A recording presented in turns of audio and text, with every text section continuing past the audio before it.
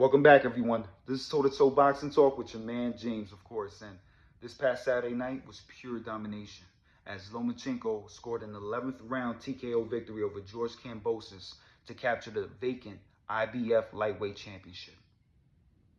And what more can I say? It was vintage Lomachenko from round one. He was controlling distance, dictating the narrative of the fight, landing at will, and Kambosos had no answer whatsoever. I believe Kambosos' best round was round 3, as he was more assertive with his offensive attack. But aside from that, Loma dominated this fight. He won the lead foot battle. He had his lead foot outside of Kambosos' lead foot and landing combinations from it. He controlled distance, like I said before, created angles, and most importantly, applied the mental pressure that Kambosos, he couldn't handle. See, when you apply the mental pressure that Loma applies, he forces you to speed up your game plan. He forces you to have a plan B or a plan C. And mentally, you're just drained. You're exhausted. And 3 minutes of a round seems like an eternity because you're just trying to get by and survive. And Loma is, to me, he's the Nightcrawler of boxing. For all you Marvel fans out there, Nightcrawler's ability was to teleport from one place to another, and he was agile. That's Lomachenko.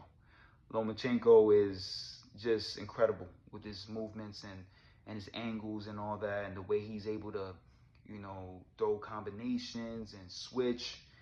He's amazing, And in the 11th round, he was able to catch Kambosos with a vicious body shot. And to Kambosos' credit, he got up, but Loma was able to finish the job and ultimately stop him. Now, where does Lomachenko go from here? He has options, and he's in an interesting position at this moment because, Tank Davis called him out. After years of avoiding Loma, he finally calls him out. And which I think is a smart move by Tank Davis because being that he's the WBA champion in the lightweight division, he has more leverage. And plus, he called out a less dangerous Lomachenko. Granted, Lomachenko's still at a high caliber, but he's not the Lomachenko of 2018, 2017, where he was arguably the best pound-for-pound fighter in the world. Tank has leverage in regards to money. He's the A side if they ever do fight, and he calls the shots. But I think that fight is less likely to happen because they're in 2 different promotional banners, and one of them will have to cross the street to face each other. So I'm not too sure if that fight happens. Bob Arum said, that would be an easy fight to make, but I'm not too sure considering his relationship with Al Heyman. We'll have to wait and see. Shakur Stevenson is a WBC champion in the lightweight division, which I think that fight will be easier to make because they're under the same promotional banner, Top Rank. But I think Loma is waiting on the winner of Navarrete and Berencik for the vacant WBO championship. We'll see what happens if he takes on the winner of that fight. But there's so many options for Loma, and shout out to Loma once again for a masterful performance. He looked like he hasn't lost a step.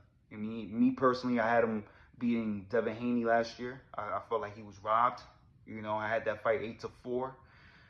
But, things like that happen in boxing. That's the unfortunate part of boxing, but it is what it is. But let me know what you guys want to see next. Let me know who would you want to see Lomachenko fight next. If you like what you saw, please subscribe, like, and comment. And until next time, this is Toe-to-Toe Boxing Talk with your man James, signing